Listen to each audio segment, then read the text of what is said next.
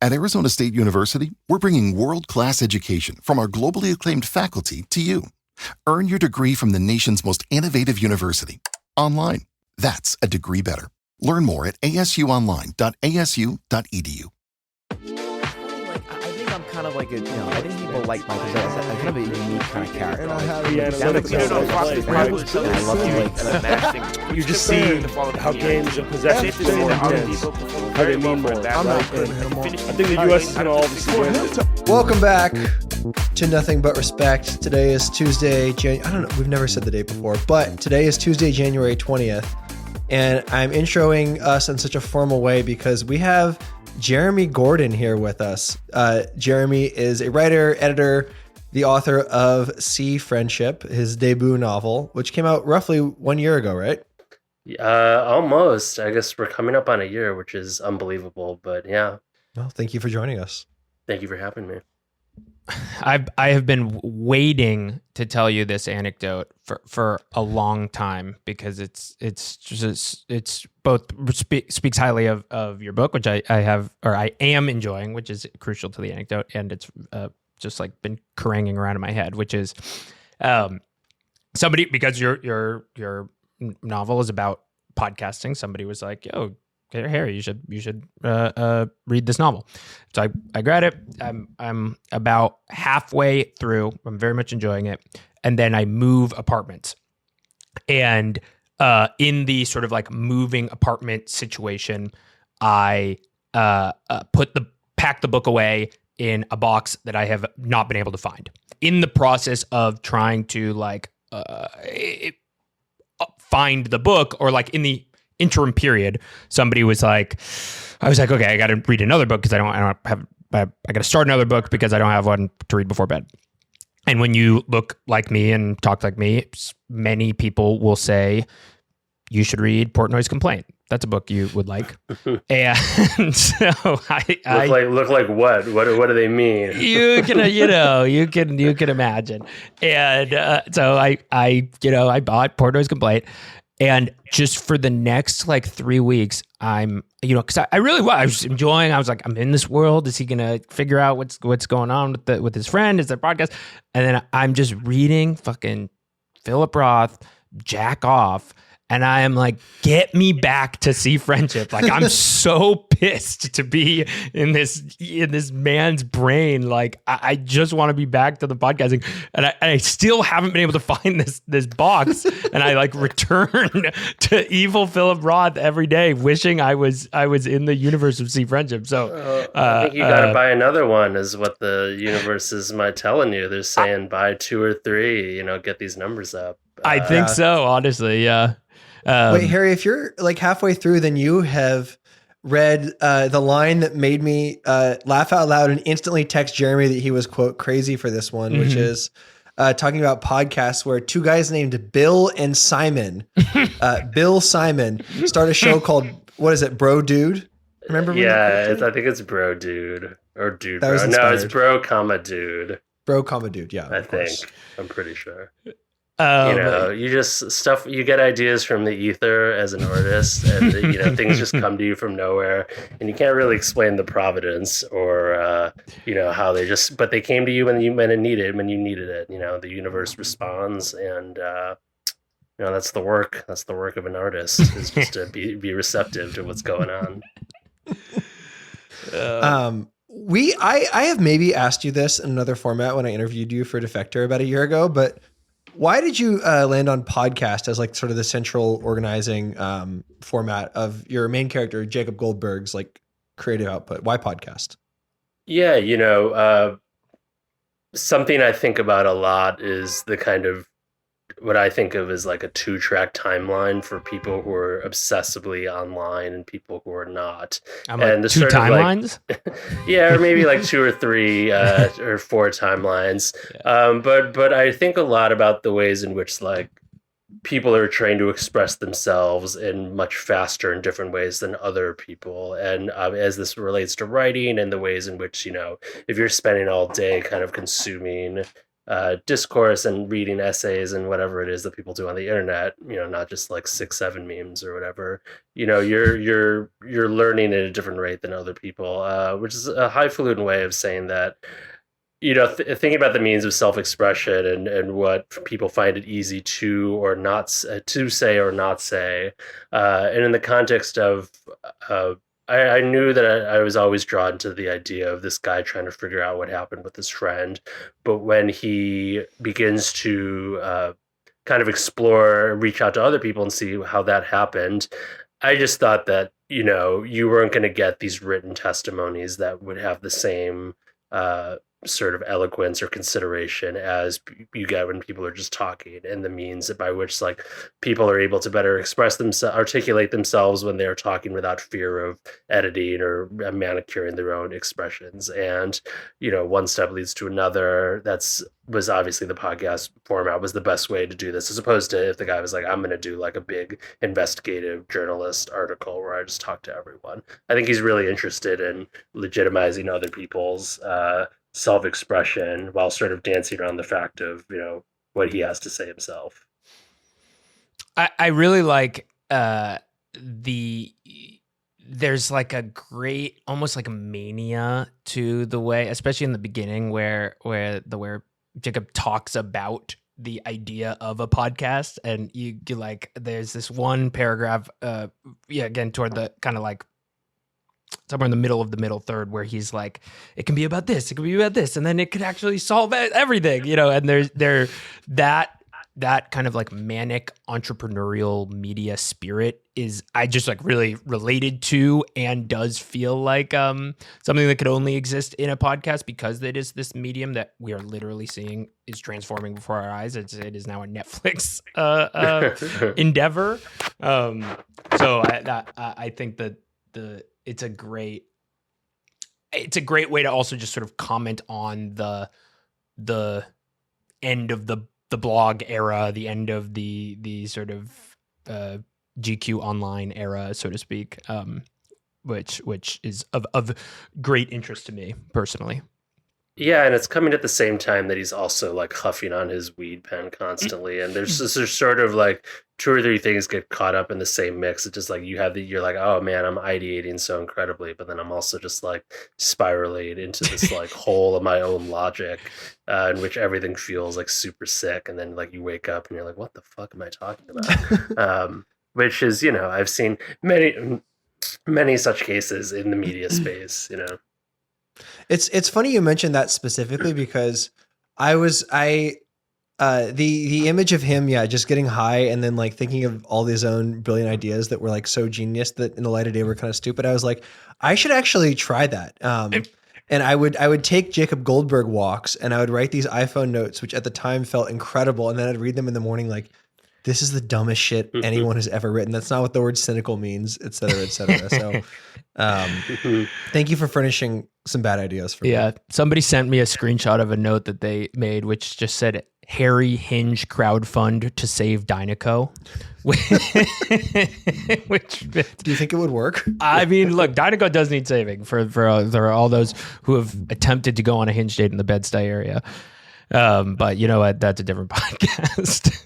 Wait, can you, Harry? I don't want to take credit for the amazing question you have written in the Sea Friendship. Can you ask Jeremy? Yes. The Jeremy is Jacob is a former culture writer in the universe of the world. My question for you, Jeremy, is: do you think Jacob, or maybe I'll go numerical? What out of 10 do you think Jacob would bestow getting killed by geese? I think he wouldn't give it a score. I think he would write a very considerate and nuanced essay about situating them in the context of Brooklyn indie rock and the buzz factor and how bands sort of get promoted and by the whole cycle. But then he'd also say that they were reviving the spirit. I think there's a very millennial. I've got my hot take about geese is a little too spicy. Maybe it's not too spicy. Let's hear it. Come on. I think I stole this from someone. So on Twitter, which is where I get most of my best ideas, just strange my FYP, and I just write stuff down and then I forget who said it. I think there's because geese are such a legible paradigm. They fit into it's a group of guys from Brooklyn who play in a rock band, like 4 instruments. Like, it's very easy to understand. And I think like that's why like so many older people, such as us ancient millennials and Gen Xers, are like, this band is great because it is recognizable to them as a form. Whereas there's a lot of like more forward thinking artists their age that are just like basically incomprehensible. Like they're like these hyper pop artists or whatever are not getting the same sort of institutional validation as like ultimately what is the experimental rock band. But that said, the songs are great. So, two things are true. The songs are great. I remember, I also don't remember this, but it was a thought I encountered on Twitter where someone was denigrating Geese. They were basically just saying like, wow, like after 70 years, we finally reinstantiated the Rolling Stones again, like an idea no one's ever had. And it's like, the Rolling Stones had a lot of bangers. Like that's like a fine thing to like. You mean one of the greatest rock and roll bands like of all time? We're exactly. almost synonymous with the concept of rock and roll. Like there's worse things.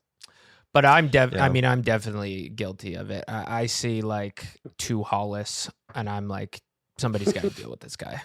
We gotta get I know he's making good music, but I'm like, this guy's gonna fucking eat my soul. Listen, you know what? One day you wake up and you are categorically unk. You're categorically chopped and washed, and it is what it is. You don't want to. You can fight against the tide, but or you can just let it wash you away to wherever you may be. But it can be sort of nice to feel like an unk sometimes. Like, oh yeah, I think the thing that a lot of people our age liked about Geese was that they were not only that they were like 4 people playing guitar, music, instruments, making like recognizably indie rock music. It's that they were so much younger. It's that you could sort of like imagine a future where the music you like.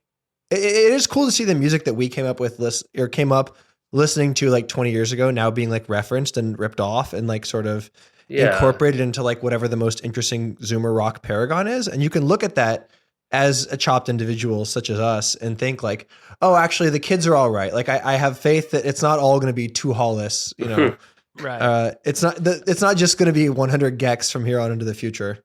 I do reject. I mean, I love to joke about being unk, but I think you do have to sort of fight against the self-deprecating instinct at all moments, while also recognizing, obviously, when you are unk. It's a quiet thing. You can't just be broadcasting it, but it happens. I mean, I'm in a group chat with 2 friends of mine who work in books, and they're both younger women in their 20s. And the other day, I was like, you ladies like the Smashing Pumpkins? And they're like, no, I don't really know that much about them. And I was like, well, let me tell you what Billy Corgan was all about and his message to the people in times of need. And honestly, they seemed very receptive. So this is how we forge connections and build the bridge across generations. This is by just letting them know about melancholy and the infinite sadness. An important record. Dude, that's great. Well, this is actually let's talk about your millennial versus Gen Z on the court basketball divide that we were texting about, because I'm curious. You had mentioned this as something you were interested in talking about, Jeremy. What's on your mind regarding the generations? Well, all sports leagues are made up of living people, human beings who come from a time and place. I think about 10 years ago, or maybe a little bit more, there was this common belief that the NBA was had reached sort of like peak wokeness, and so to speak. The players are really politically active. The league was staking out these bold stances on, like we remember when they pulled the All-Star game from North Carolina over the trans bathroom bill, which in now is almost like inexplicable. The idea that like the league would take such a direct stance against this. But I think, this was in the water of, Barack Obama was president and he was very interested in basketball. And there was a lot of gravitation from the league's big players to like Obama, which is, I mean, it sort of cut both ways, in which they were drawn to him as a peer, as a sort of like celebrity friend. But also these are guys who probably voted in 2008 and 2012 like myself and were very gung-ho about it. And I guess it's such a common thing you read about in sports journalism or in books or wherever, you hear about the generation gaps in the locker rooms. You know, a guy, I mean, it makes sense if you're 39, how are you connecting with the guy who's 22? He's young enough to be your son. But I think in the NBA in particularly, I've noticed this shift from the younger players who seem way more tapped into the kind of like soft manosphere shit that's going around these days. I mean, whether or not the fact that you have Draymond Green like just calling, I mean, Draymond is old, which is funny about it, but it seems a lot easier to just like call each other gay derogatorily. Like the whole shit about Karl Anthony Towns having like a high voice or whatever, or just the sort of, you know, Devin Booker alluding to supporting when Jonah Hill gets canceled for treating his girlfriend poorly, and then Devin Booker like posts in support of that. Like all these sort of like, to me, like soft cues of just like the younger players feel differently about some things and are more comfortable expressing that. But as you know, the whole rap on young men is that they're swinging back to the right, which is, you know, a little true, a little not true. I guess I'm just curious about how that has been manifesting in the league, if it's manifesting, because obviously I'm many such exceptions. But yeah, I guess I really am just surprised that like I don't think 10 years ago you couldn't have had like this LOL, this player is gay as like a basically mainstream consensus among like the league and the people who promote it, you know.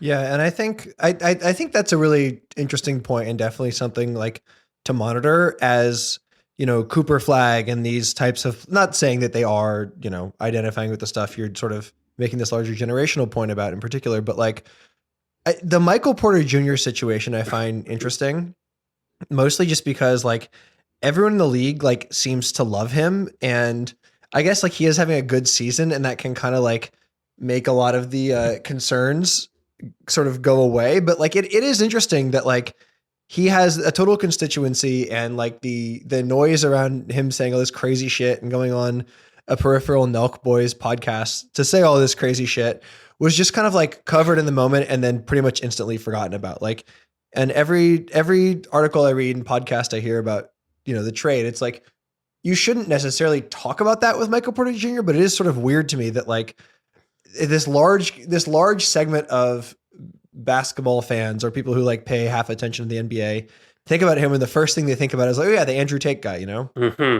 I like that we call it the situation, the Michael Porter situation. Like it is, we're at DEFCON 1 or whatever it is with regards to Michael Porter.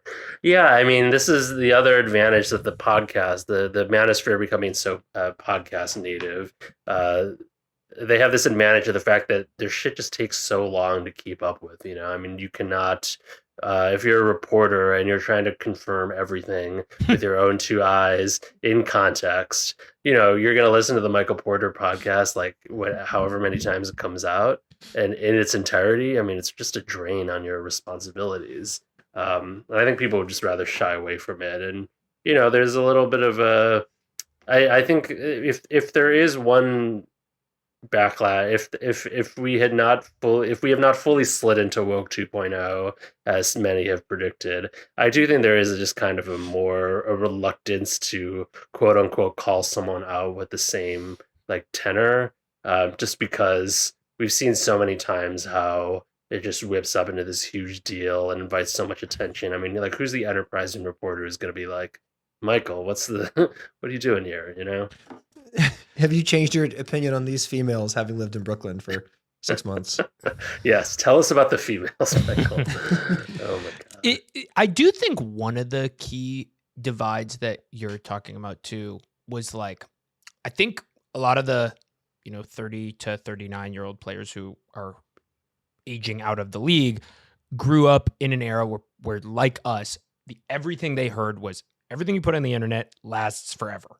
And now it's everything you put on the internet is immediately forgotten. And that divide highlights, you know, how you get a LeBron and a Steph and these like hyper, you know, image focus, like won't say anything unless it's like, you know, whatever. And then you get these people who are just mouthing off on podcasts, following, crazy people on Twitter, all of this sort of open stuff. I just I got an alert that Kristaps Porzingis had followed the Minnesota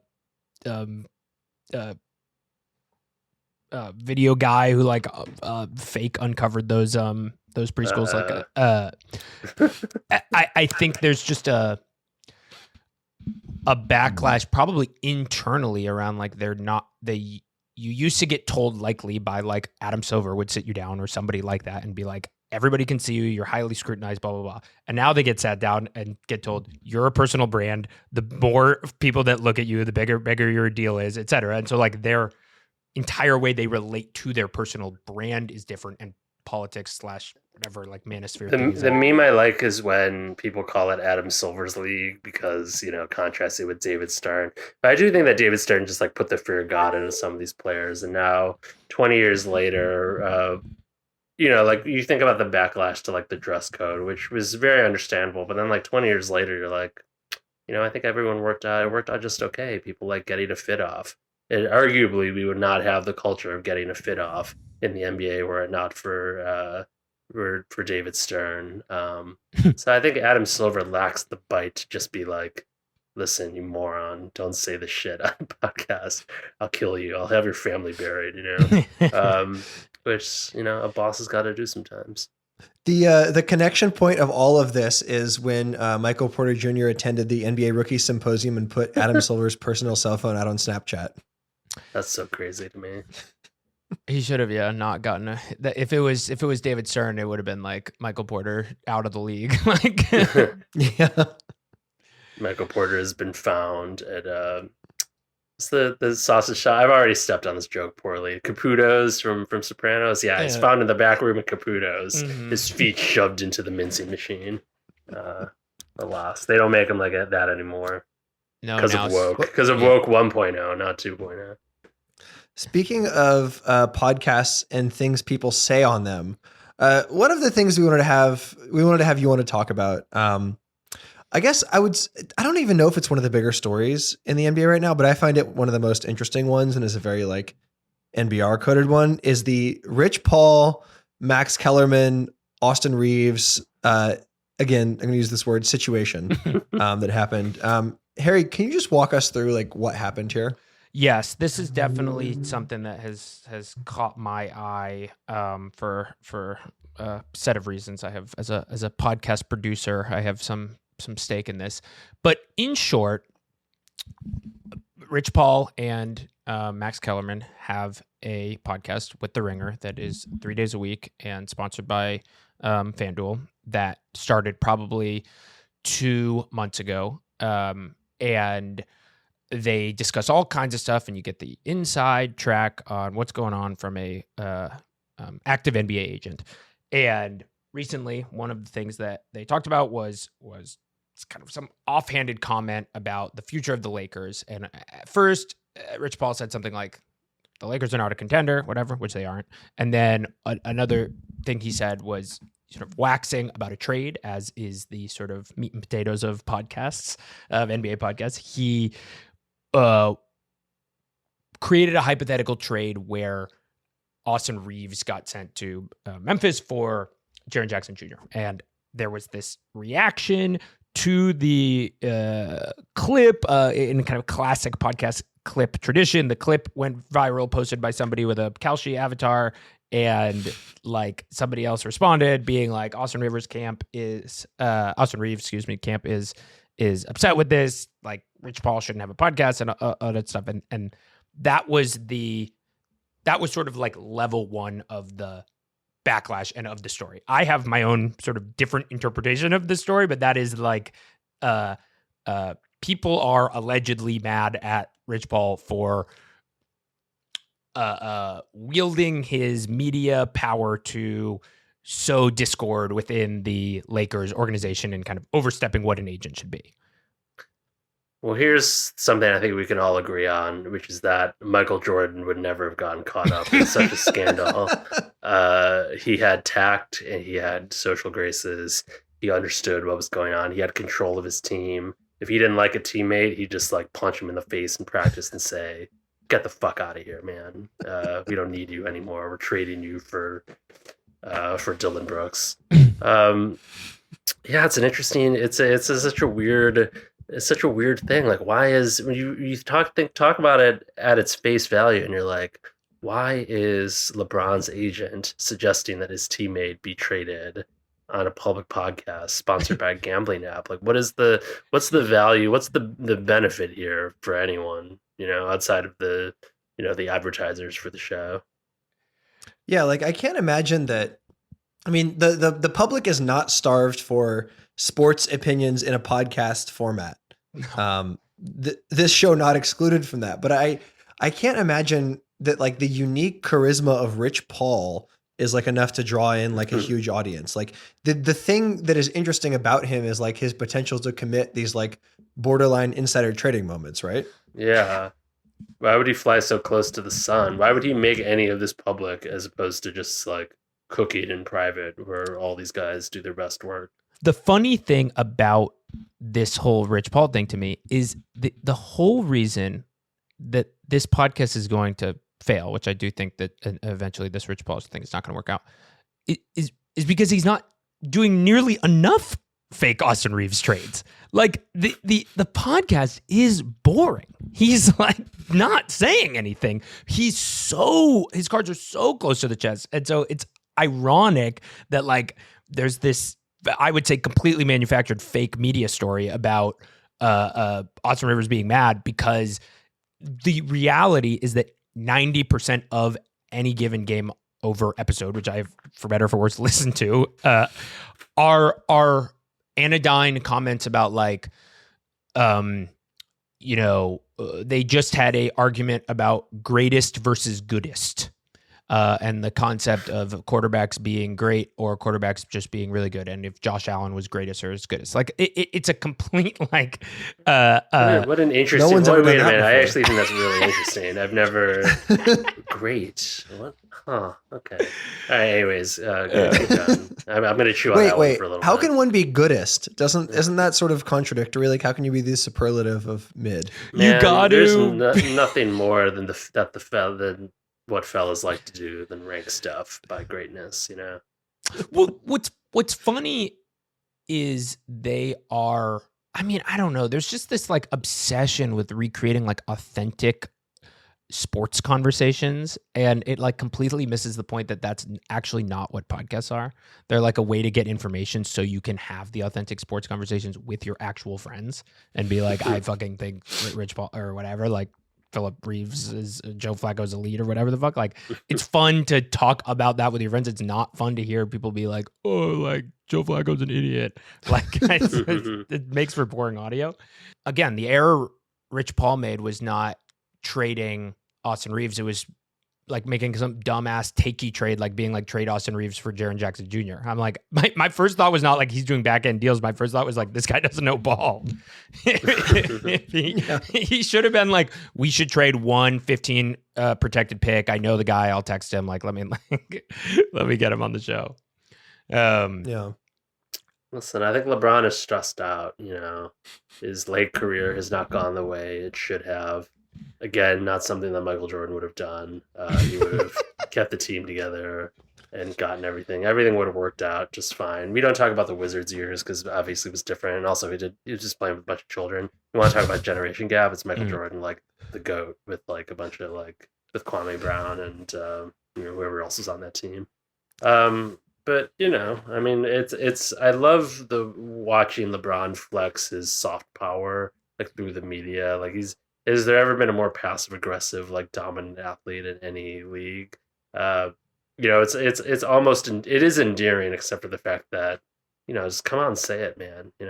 Say how you feel. You're the king. We love you. We will listen. We'll follow you anywhere. It is sort of like, it's been exhausting for a few years, but here, now that LeBron is, what is he, 41 now, to see him do these, like this passive aggressive, like LeBron's not happy. Who knows how much that'll mean when he's like not a top 10, 20 player anymore. It's like, now it's just kind of exhausting. And this particular Lakers team is busted in like this. I guess we talked about it a few weeks ago with Eddie, but I do find this team to be busted in a very interesting way where like they have Luca, they have Reeves, they have LeBron, but yet there's like a 0% chance they're like a real contender. In a lot of ways, like if you replace LeBron with like $50 million worth of just like bigs and wings and normal players, they're like a much better team. And like no one around the team can kind of say that. And like what the Luka trade represented to me more than anything was this kind of acceptance. We're pushing this elder millennial out on an ice floe, and we got a new Gen Z young money getter, and like we're moving on from the LeBron era. Dude, it's the Biden like brain damage thing all over again. Like we need Ezra Klein to come out and be like, LeBron is washed. LeBron cannot cover a championship team anymore. Wait, Jeremy, we've talked around this, but you're a Chicago guy. Mm-hmm. You're a big Jordan guy. I wonder if a lot of like the sort of deification of Jordan vis-a-vis LeBron is that he was lucky enough to end his career before the indignities of the social internet and like content and all that. Like, this is a sort of impossible question, but what do you think Michael Jordan would be like if you put him in LeBron James's exact position? I hate to be a bummer about this obviously whimsical hypothetical, but it really is so possible to like disentangle Jordan's personality from the era that he grew up in, and particularly like how athletes were. I mean, if you ask that question, we're essentially like, what if Michael Jordan was a millennial and not a Gen Xer? Like, that's exactly the question. What would his values be? I think he would have done what was necessary I do think that like Jordan was just more like psychopath. Like he's a little closer to Kobe. I mean, Kobe retired, not like, I mean, the Twitter wasn't as huge of a deal, but it was well, no, what am I talking? When did what year? It was like 2015, 2016. Yeah, 2015. Yeah, so the social internet was real, and he was like not online in the same way that like LeBron was, but also Kobe was a little bit older. But he was psychopathic. I mean, I do think that if you're really fixated on your sport, you're not like doing this other stuff the same way. I mean, these really dogged competitors. I mean, have we seen another? I love the guys who are in the NBA, but I don't know if any of them seem like unwell in terms of their level of competition. Like these stories about Jordan, you're like, oh, you had like there's some deep psychological tension that has made you so aggressive. The guys in the NBA, and most guys in the NBA just seem a little bit more well-adjusted to whatever degree they can be.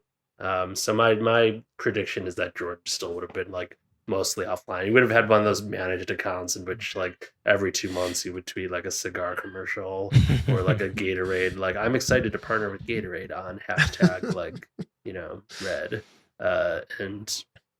But we would not be seen as, he would not be tweeting like, you bum or whatever at Donald Trump. I think this is an impossible question to answer in a number of ways. One that you kind of touched on there, which is that like Jordan like defined the psyche of what a basketball player should be. And this like his influence was like massive. I mean, Kobe is basically like a Jordan cosplayer. Mm-hmm. And then you look at like Devin Booker and Jason Tatum are like, imitating an imitation. And it's like the Jordanian definition of what a basketball player should look like was kind of like, and like, of course, of the next Jordan was like only busted basically by LeBron. Like to me, he comes up in 2003 and that was still a time when everyone would ask of any great player, like, is this the next Michael Jordan? Like that was the paradigm. Mm-hmm. And, for years and years, he was just like the target of every sports talk radio person for not being enough like Jordan, for like not specifically being an asshole, for like, passing to Mo Williams for a wide open three instead of taking a long contested two. Like, have you seen this Kevin Garnett clip that's going around about like, how LeBron ruined the All-Star game essentially? No, but I like. No, what's his take? Yeah, it's basically like it's from one of Kevin Garnett's podcasts, which I actually enjoy because like actually there's a guy who is like psychotically competitive, but also an older generation. I don't know this clip. I mean, that's the other thing about like the internet being forgotten immediately is that clips are just circulated endlessly from like years ago, like even official streams. But Garnett made a point. I think it's in the context of like why the All-Star game sucks now. but he made a point of he called out some interaction from like the 2011 game where LeBron had the ball and Kobe was defending him, and everyone cleared out like for like a one-on-one, face off. But LeBron passed the ball. He just kicked it out to someone else to like run a basketball play. And Kevin Arnett says this is essentially why the All-Star game is bad, because LeBron shied away from the interaction that literally everyone wanted to see, which is like a matchup that you don't see in a game very often for the obvious reason they don't play the same position. They're not just gonna they're gonna play more team defense in the context of like, you're not gonna let two egos just go after it in the same way in a game. But it's the All-Star game and it doesn't count. So that's when you're supposed to do it. But LeBron, because he is dogless or a team player and or whatever, shied away from it. And that sort of encapsulates the kind of self-interest in the All-Star game becoming so poorly, because these guys don't want to go as hard at each other, partly to conserve their bodies, but also to save face, I mean, the NBA is like, you carry risk by playing the game, but I don't know. It's not like,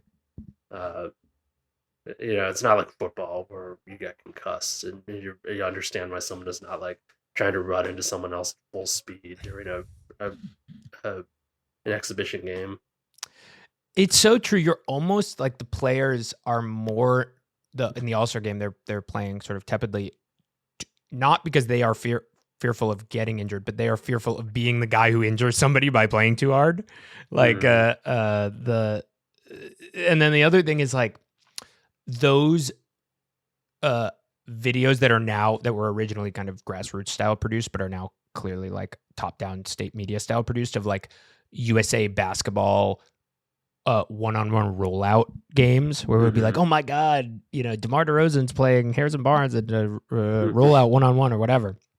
That is the exact interaction you want to see. And like those videos stick in my mind way more than any All-Star game bullshit. Because it's exactly right. It's like you want to see the stars actually playing one-on-one against each other.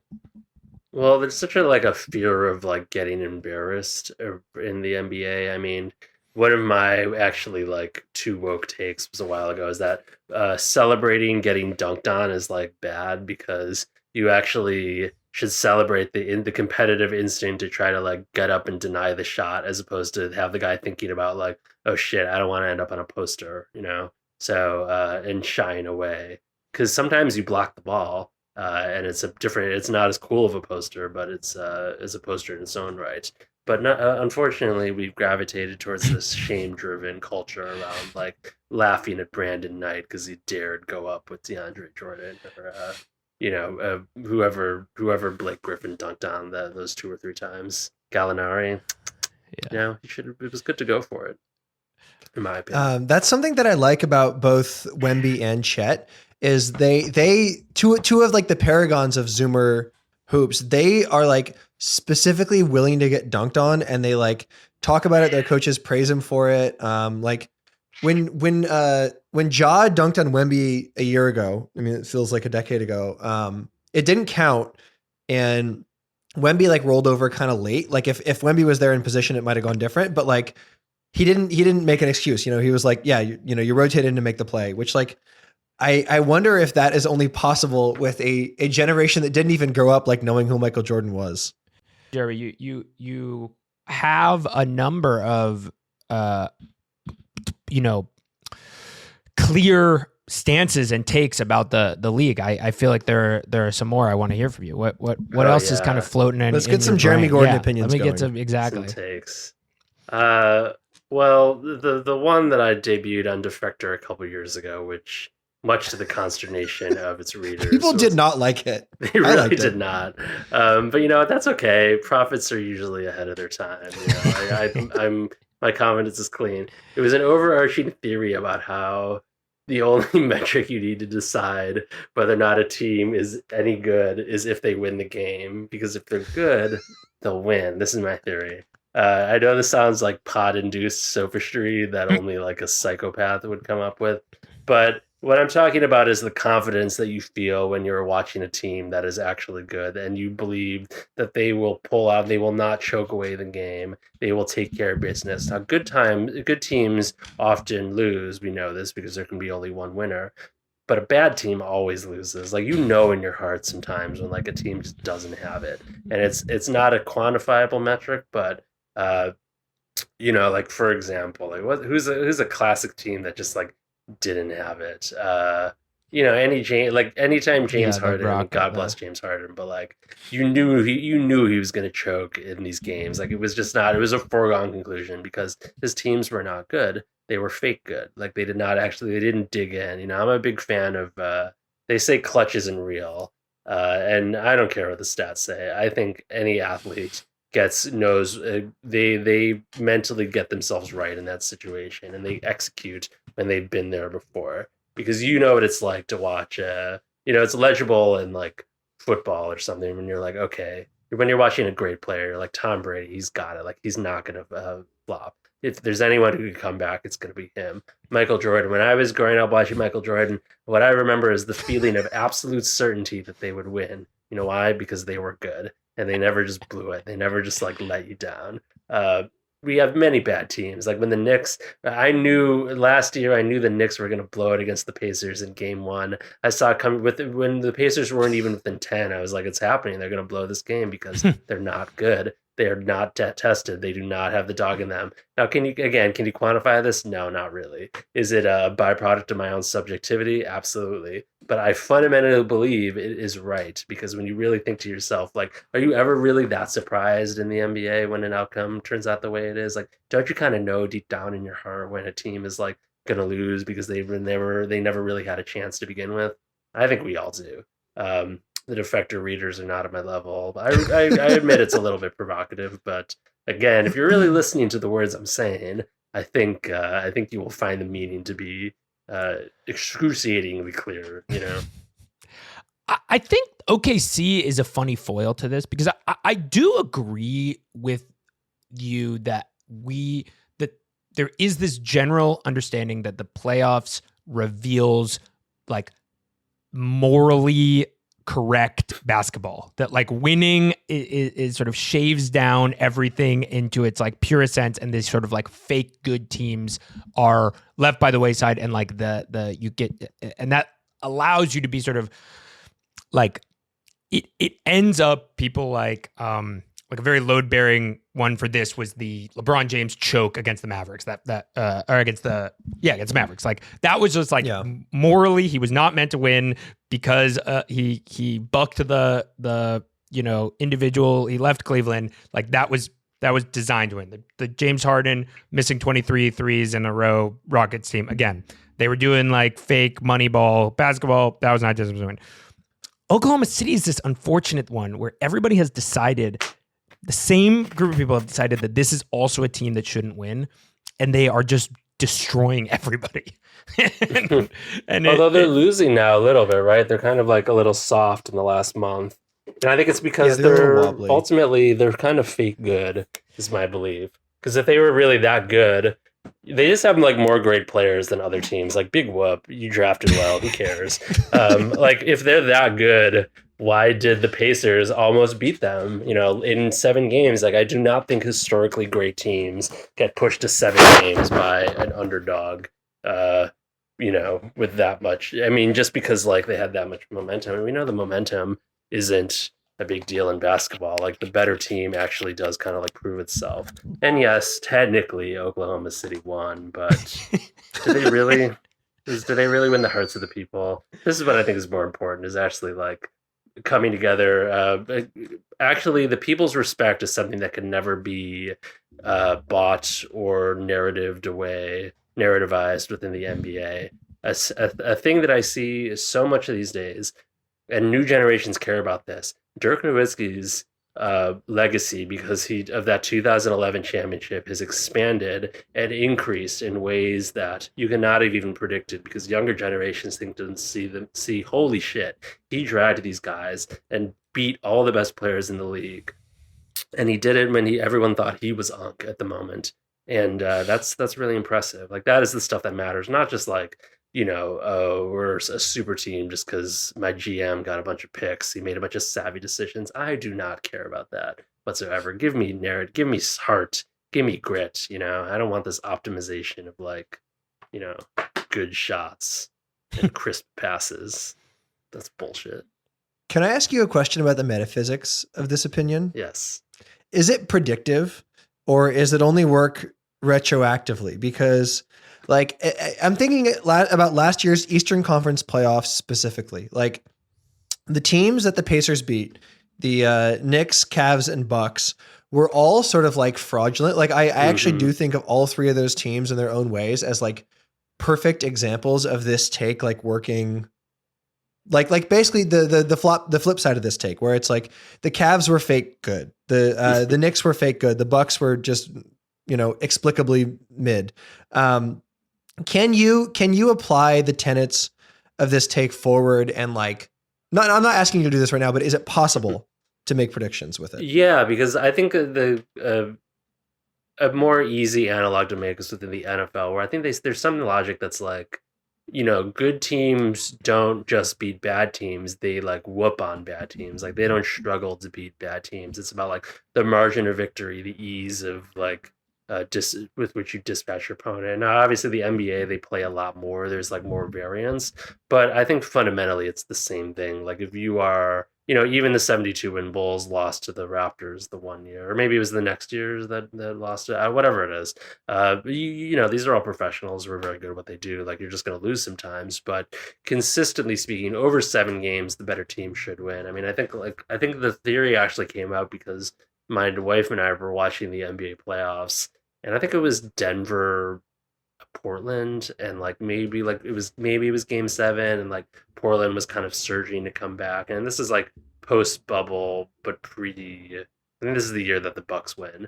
We're watching this, and I'm just like, if Denver is any good, they're gonna win, because like they should be better than Portland. Like their seed was higher, like they just had a better roster. Like you really think that like if this like undercooked Dame Lillard team like actually managed to steal the series, then we would have known that Denver was not good.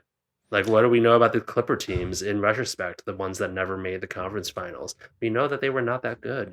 They had great players, they had flashy highlights, but it didn't matter, because when the cards were down, they lost, because good teams win, bad teams lose. This theory is cooking me, because I am somewhat of an analytics boy. Like I actually do think you can understand the game in these like mechanical ways and can explain why something is good. But the problem is I can't actually disprove your theory, because I do ultimately think it's correct. It's just like, it's maddening. It's like trying to catch smoke in your bare hands. Well, Jimmy Butler's Miami Heat run, I think, complicates, but I actually kind of think ultimately sides with it validates. Totally. They were good. They were good. That was a good Butler team. is the ultimate player to prove this theory, actually. Yes. Like we're talking about magic. We're talking about understanding, really looking and looking at the TV and going, whoa, this guy. And you can obviously boil this down to like individual players on some level. Like, for example, I know we're going to talk about this a little bit later, but like my Chicago Bears watching Caleb Williams play, like you're like, this guy has they have a shot to be in it, because their quarterback is good, and that is a new feeling for me as someone who's followed the Bears my whole life. The idea that you can have like a good player, a good offensive player who could actually like not let you down in a horrible moment. But it's about the faith you place in a team or in a player to kind of like get you out of the situation. Like the premier example, if they're good, they'll win, is the 2024 Summer Olympics, when the U.S. was down like 20 against Serbia. And I watched the game and I was like, if this team is good, they will come back. And then like the second, when they start doing it, I was like, it's coming, it's happening. Like there was no doubt in my mind as the run was beginning, like that they were going to come back and win, because like, yeah, sir, like, and again, this is not an exact science. It's not a if A then B. Just because Serbia lost did not mean that they were bad. It just meant that the U.S. was actually like that good, and which has nothing to do, like the opponent not being good has nothing to do with another team's goodness. They kind of exist independent of each other. Again, I may be talking at a speed that's like too fast for most people to get down to really comprehend what I'm really saying. But if you really listen, if you really feel it in your heart, like, is this team good? Is this guy good? Like, you'll know what I'm talking about, I think the sport where this applies most directly, and this is like a totally indisputable sort of like law of physics of the sport, is tennis. Like if you watch like 100%. Djokovic in the last like 5 years in particular, you'll watch him sort of like give up a first set to like Dino Prismic or whatever, and just think like, well, he's not going to lose because he's good. And he never loses because he's good. Yeah.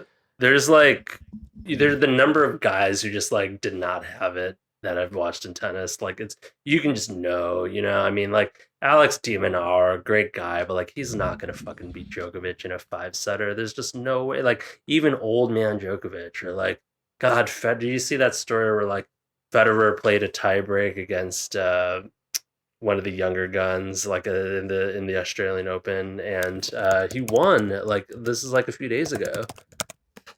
You see, this Casper Ruud. He played an exhibition tiebreak against Casper Ruud, 2-time Grand Slam finalist. Casper Ruud, 12th in the world, and Federer beat him like 7-2. And like, yeah, I know they probably weren't playing at like their full speed, but I'm like, my God, a retired man, a 44-year-old retired man, just kind of cooked you.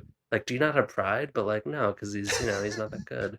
It breaks my heart. I love when. Here's the thing. I prefer that players are good. As a fan of the sport, I wish everyone was incredible. If you could get like Olympic level, and it's an eye test thing. I mean, the Serbia-US game was such a high level example of like basketball that you could have no doubt that these two teams were amazing. This was not like one team choking. They were both like cooking insanely hard. But it is what it is. One team came out better. I think the what you're saying about we all want it to be, regardless if people agree with the theory, I think it's sort of inarguable that people deep down want what you're saying to be true. They want sports to be this like great revealer of character and of grit and of determination and of like the in the end the truer competitor wins, and all this other funny business like gets in the way.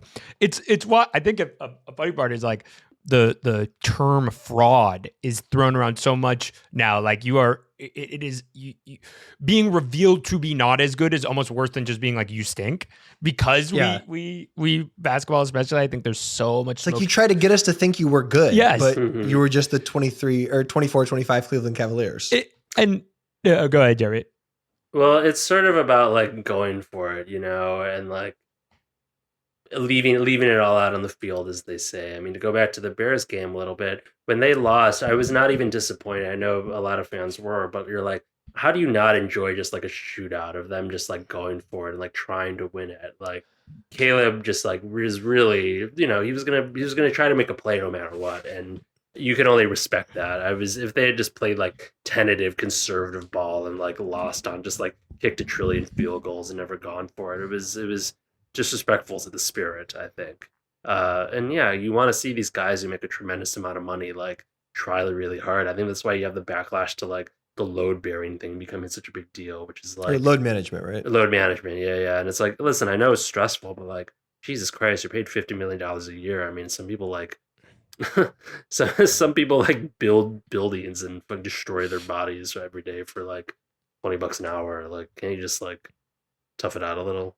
I know it's not so simple. It's a little conservative thing that way, but like, I mean, facts are facts. I mostly agree with you, and especially in the sense, again, I do think what you are getting paid to do as an athlete is to compete at a high level, but also to be a kind of vehicle for projection.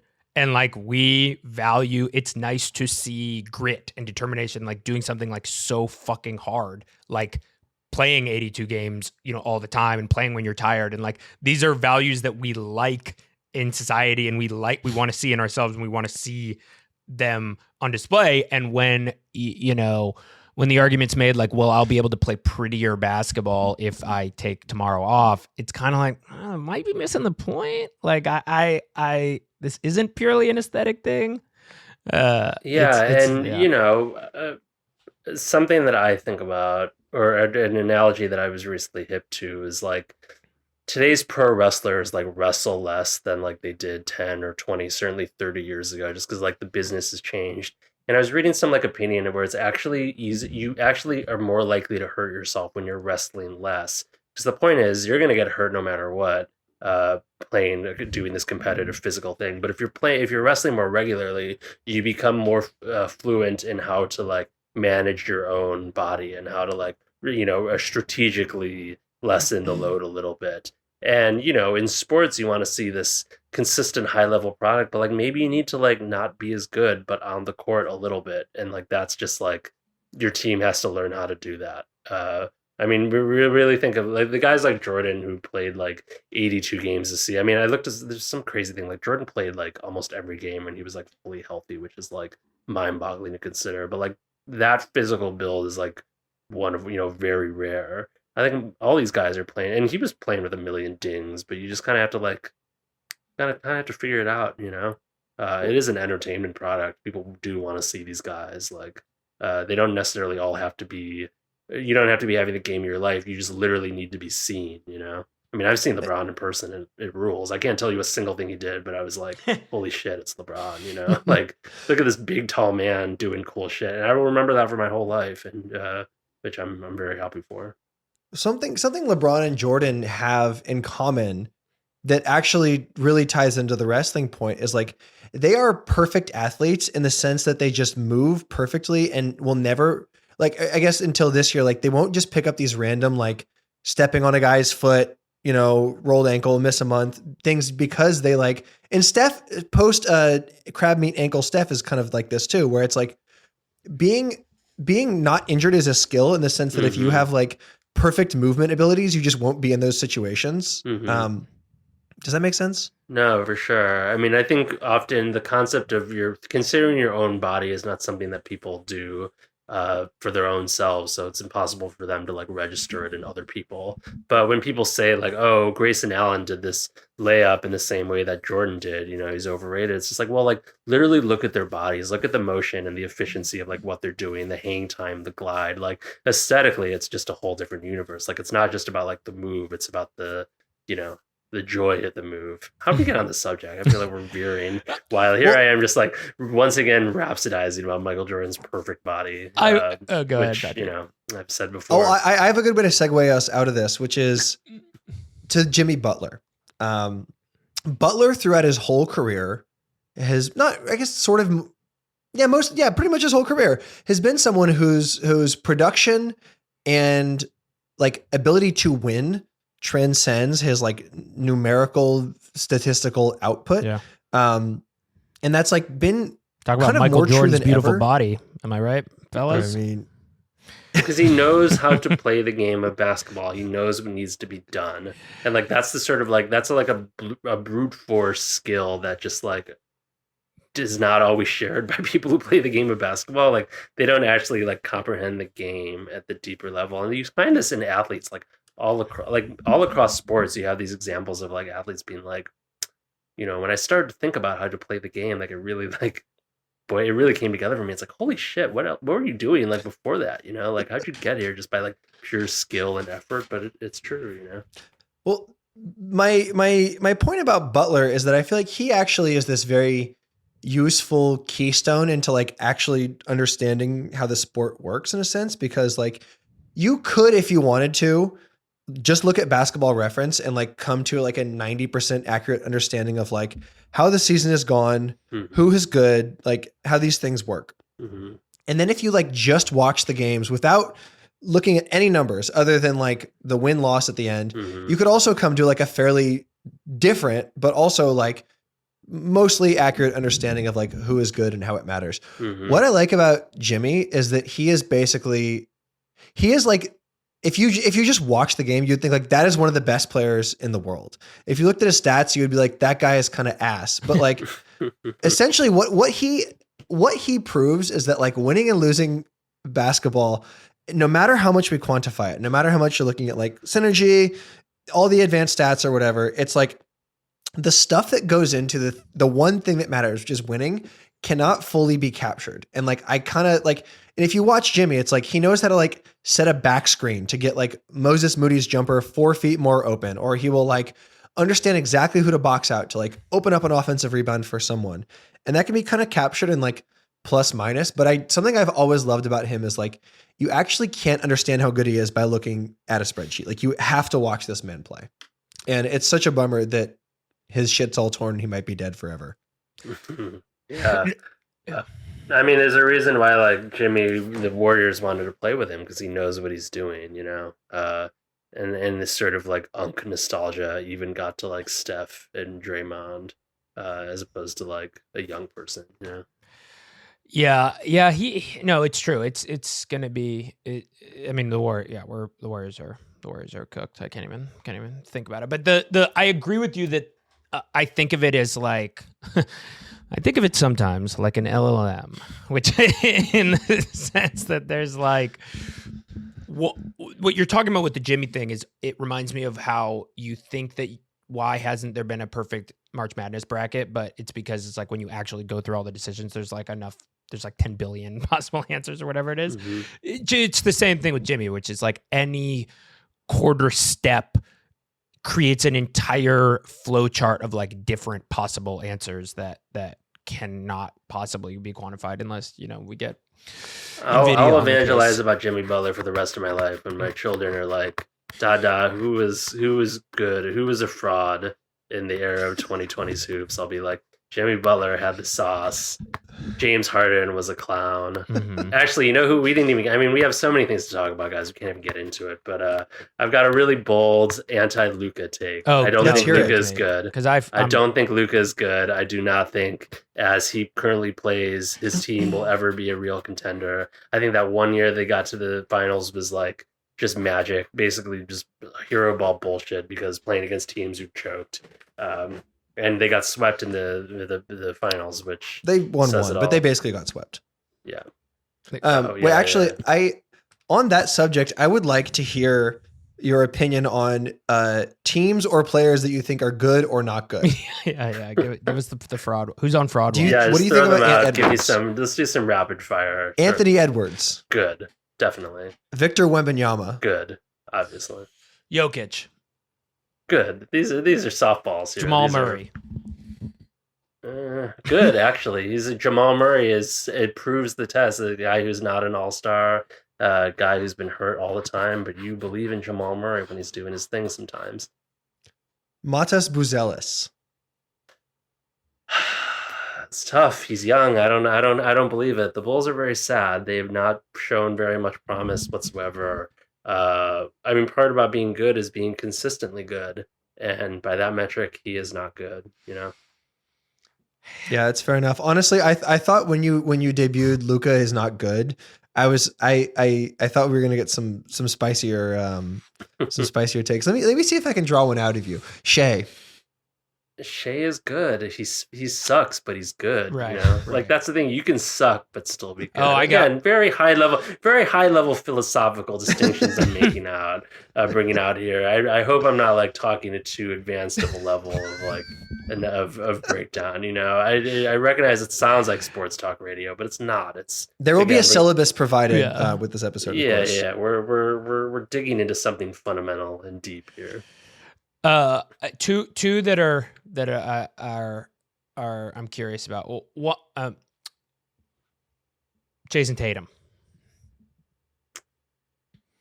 Pre-title, I would have said bad, but you know he's good. We have to acknowledge this. I think maybe the fact that the Celtics could only do it with a super loaded team suggests that he is bad. But the ring is the ring. You know he can. The fact Jaylen Brown having a great season is also maybe proof that Tatum, you know, was a little, but I like him, you know, that's the other thing. Like, there's really no rhyme or reason. If you like a guy, he's good. Yeah. I will say my take kind of around this is, which fits into the Luka thing is if you are a shit, like Civ defensively, like there is no longer any hope for you. So I'm kind of like Jalen Brunson. There is no hope. Like you cannot win if he's plays. You 30. just gotta try, and it's so obvious. And you watch these guys, and they just don't try. I mean, the Luka footage is. I mean, Jesus Christ, has there ever been like could you even when people would like rag on like Kobe's defense being overrated or whatever, could you ever put together like a 3-minute compilation of Kobe just like standing there letting dudes like blow by? You know, I mean, it's an effort thing. You gotta, I mean, it goes downstream. You gotta believe, your teammates have to believe. If you're making $30 million more than some other guy, you need to be trying, right? Because he'll just look at you like, what the fuck, man? Well, and your point about it being an effort thing is like totally supported by the 23 playoffs when Luka did try for several rounds and like was a not ineffective like he wasn't, making plays out there or anything, but he wasn't like the team's defense was like the reason why they made the finals, and he was like a huge part of that. Mm-hmm. Well, and then he just got tired or whatever it is. Well, but this is where I kind of think these two things are connected: the fraudulent thing and the defense thing, and why. And this is me coming at my Steph Curry's the greatest player of all time. Is like if you buy the idea that superstars can't play, they can't lock in as good of defense because they are exerting so much effort on offense. What then becomes the responsibility of the superstar, who I agree with you, Jeremy, is getting paid 6x some other guy who also has to play every game, is to figure out a way to more efficiently within the allotted energy that you have, manufacture offense. And Steph Curry has figured that out, and like to whatever LeBron credit has as well. But when you get a guy like, and unfortunately to his credit, Shai Gilgeous-Alexander has just taken like 10-minute breaks at the fucking free throw line. But like Donovan Mitchell's a great example who like he exerts too much offensive energy for his 30 points, such that he can't play good defense on the other end. I don't think you can let the person off the hook with like, oh, well, they're carrying this load on defense. It's like, then figure out a more efficient way to fucking score the points. I think that's totally true. And unfortunately, I'm coming at this from the Jeremy angle where I'm like, and that makes him not good. That makes right. I don't believe in Spider. Yeah. It's like you have very artfully defined, I think, from a totally different angle, like what Jeremy was saying too. It's like, I do think like your overall impact is the thing that matters, is what you're saying. Exactly. Yeah. Yeah. Yeah, it's tricky. I mean, who would you have rather had on your team 10 years ago? Like, I mean, it's like, would you rather have had Carmelo Anthony or Jimmy Butler in like 2014? Oh, man. A lot of people would have said Carmelo Anthony, and they would have been wrong. Yeah. They would have been wrong. And this is what we all come down. Like, who gives your team the best chance of winning? I mean, Draymond Green is the classic example. It's actually amazing the degree to which like casual NBA fans hate Draymond Green because he's obnoxious and he does ridiculous shit all the time. But like, so obviously, this is one of the most important NBA players to his team's success whatsoever. Not just because his like player efficiency rating is like 3 or whatever. Like, you cannot quantify it in the same way. Like that. There's a guy who's going to be a real like when he retires, people are going to be like, this loud asshole was an NBA champion. Mm-hmm. And they're like, yeah, he was actually he was heartbreakingly important to his team. Yeah. This podcaster, yeah. The player to whom that like applies most cleanly this year is Dylan Brooks. Like Dylan Brooks, great example. Dude. Dylan Brooks is good. He's team good. Should be desperate to have him. And casuals don't get it. They're like, why would he? The fact that people don't think that you should not trade Austin Reeves for Dylan Brooks to me is like, I don't know, it's madness. What have we done to this league? I totally agree. I mean, you have to look at Memphis too, and their complete sort of like implosion as a example of the Dylan Brooks, like a notch in his resume. Yeah. Okay, we got to talk about the biggest story out of Chicago before we let you go. Mm-hmm. Do you remember when Barstool Big Cat was revealed to be from Newton, Massachusetts, and how has that affected the Bears? I'm gonna be honest with you guys. I'm not always up to date on the inner workings of the Barstool universe. I feel like it's more of a you thing, which I really respect. That said, as a Chicago guy, of course I was aware of this, and I learned that a man who makes his living by pretending to be from Chicago is actually from Massachusetts. Like, I had to remind myself of the details, but the minute, I mean, you said you put it in this document as, remember when Barstool Big Cat got Newton doxxed? Like, that's not a sentence. That is not legible whatsoever. But the minute I looked it up, yeah, of course I remember this. Jeremy, does that make you sort of feel a sense of pride that like Chicago sports valor is something that's worth stealing? People do it all the time in Chicago. I do feel a sense of smug pride because it means that, my my culture is your costume. You're so desperate to be validated, but it's an odd thing to be proud about. I mean, Chicago sports have been historically, I mean, for the time that he's been doing it, kind of up and down. I mean, you have Jordan, but the Bulls haven't really done much since then. There's other franchises that are more winning. I mean, that's how it must be kind of authentic. What I don't take issue with being a Chicago, but changing your allegiances just because you moved somewhere. I do take issue with trying to be a Chicago. He's a little too loud with the I'm a big guy with a mustache. I love hot dogs and Portillos and casual misogyny or whatever it is they do on Barstool. But whatever makes him happy. At the end of the day, he has to go to sleep every night and think to himself, I am from Massachusetts. So yeah. I have one last Chicago question on behalf of Maitri Anantharaman, who recently moved to Chicago. Mm-hmm. And she has tried to go to the bar to watch basketball with sound. Often the Pistons on national TV, but sometimes just a Bulls game. And she cannot find for the life of her any place that meets these very basic requirements. So interesting. What's going on there? And is this a her problem or a Chicago problem? I mean, really ask yourself seriously, why would any normal person ever want to watch the shitty Bulls team in public, when you could just do it at home in the privacy of your own home? There's got to be places, it's not that fallow. I think it's just unlikely that you're going to get it at cool bar or a good bar. I mean, it's been a really long time. Bulls have been kind of bad for a while, and not just bad but boring. I mean, the glancement they had a couple years ago when Lonzo Ball was on the team, that was really beautiful. But I think the fan base has sort of been beaten down a little bit. If a bar is not doing it, it's because not enough people want to go there and do it. I like the idea of Maitri starting a watching Bulls with the sound on club, fucking cinephiles in Brooklyn. Yeah. We're watching the Mondays and Billy Tuesdays. Donovan. That's sad. I mean, this was a once proud NBA franchise, and maybe they'll be good one day. Crazier things have happened. Yeah, I feel like that's a good. Yeah. I feel like that's a good place to end it. It is. Do you have anything to plug, Jeremy? What do I have to plug? Please buy my book. My God, It's good. It's been endorsed on this podcast and other podcasts. It's cheap. You can find it. It's a paperback, which is beautiful. Fits into your pocket. Attractive cover. I think it's the talk of the town. You'll feel smarter. You'll feel better. Just what do you have to lose? Nothing. Yeah, and what does Harry have to look forward to in the back half of the book if he ever finds it? Yeah. In one of his moving boxes Sexual or buys a new intrigue, copy. Political fallout. A very tense nuclear situation that unfolds in Los Angeles. All sorts of high stakes, relevant shit to what's going on right now in the world. But Beautiful. All the more reason to find out for yourself. Oh, I'm sorry. When you said nuclear, it made me. Have you watched the movie House of Dynamite?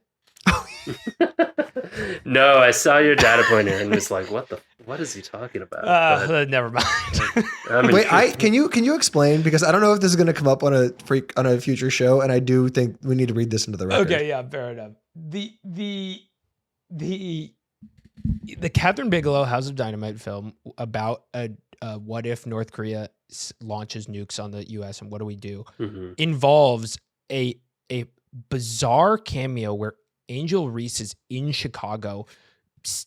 The sort of look, I guess I'm spoiling it. A major plot point is Angel Reese directly gets nuked by North Korea. And she's in the movie. It's in the movie. They Angel aim it at Reese her. is a cameo playing herself in Chicago where a nuke hits Chicago. That's so crazy. Wow. God. Yeah, I guess I'm seeing this now. Unbelievable. It's very strange. You know what? Yeah. Good for her. No, it's because she's great in it, but I just am I can't believe that's what's going. I can't believe they're nuking our girls. I can't believe they're nuking these young women. No. It speaks to her star power that she's out here. No, it's true. I can't believe they're nuking our girls. Okay, yeah. That's a beautiful phrase. Very Trumpian phrase. I was about to as it say came out of your mouth. it is Trumpian. It's also fun. Yeah. Okay. Anyway, Thank you so much for joining us, Jeremy. Yes. Oh my God! Thank you so much for having me. What a delight.